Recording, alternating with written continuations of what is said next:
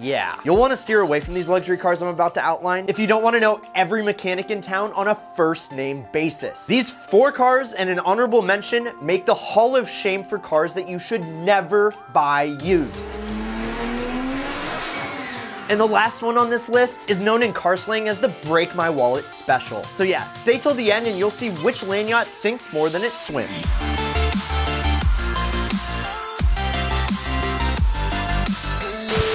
If you want a car that loves to live at the shop, the Mercedes W220 S-Class is your golden ticket. This 4th generation S-Class is classic Mercedes. Why, you ask? Well, it has an absolutely insane depreciation curve. It looks great and oozes comfort, and it's a technological masterpiece with over 200 patents filed for all of its proprietary systems that like to fail constantly. And that's not even the biggest issue, because these don't have just one, but 2 huge problems. First is the car will flood from a very light rain. There's this 2-inch wide vent in the front cowl, and it loves to get clogged with debris, which lets the water build up and spill into the cabin, which soaks the carpet and will short out the SAM, or the signal acquisition module, which is as expensive as it sounds. Also, the expensive aromatic suspension tends to fail on these, which can be remedied, but it will cost you thousands of dollars. So if you've been thinking about getting a W220 S-Class, think again.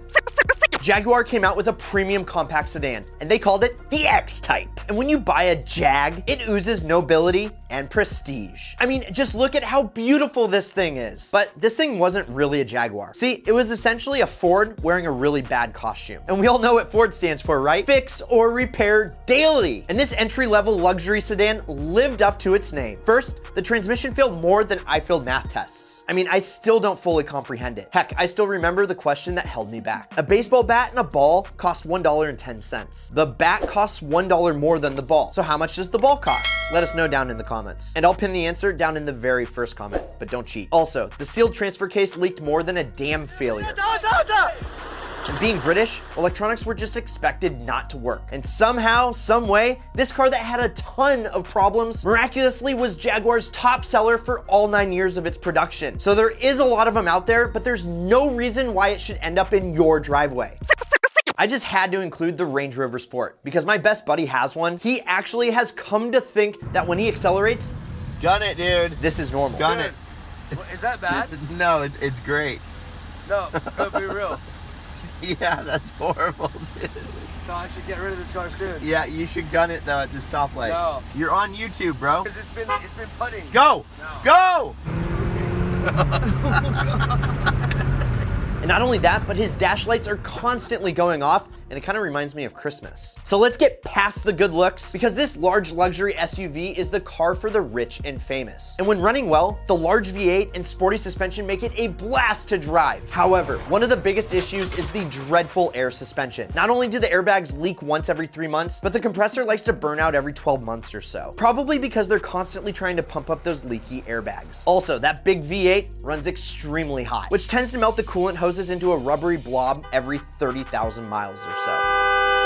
So yeah, it makes no sense to buy one of these because finding a trouble-free Range Rover is like finding a needle in a haystack. Now, before we get into the last car on the list, here's the honorable mention.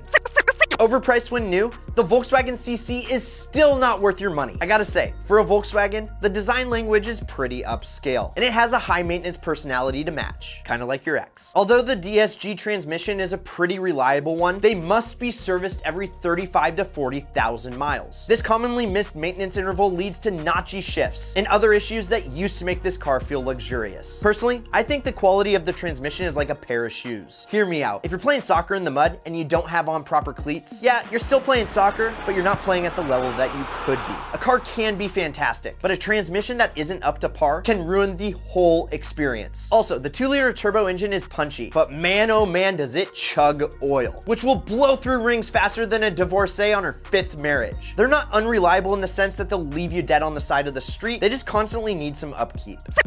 Now, the car that you've all been waiting for, the ultimate unreliable machine, aka the BMW E65 7 Series. This land yacht is, you know what? I'm just gonna cut to the chase. See, the big up was that BMW tried to employ longer service intervals, called condition-based servicing, or CBS for short, which meant the big V8s needed their oil changed once every 15,000 miles at a minimum. This mistake hardened the engine's oil seals, so engine oil went where it wasn't allowed. The cost to repair this was financial suicide for the owner. And you know what else can be financial suicide? Depreciation. So check out this video where the last car on this list lost over $100,000 in 5 years. Oh, check out what YouTube recommends you watch next. Or if you haven't yet, please subscribe. But either way, you can't lose, and as always, keep living that ideal lifestyle.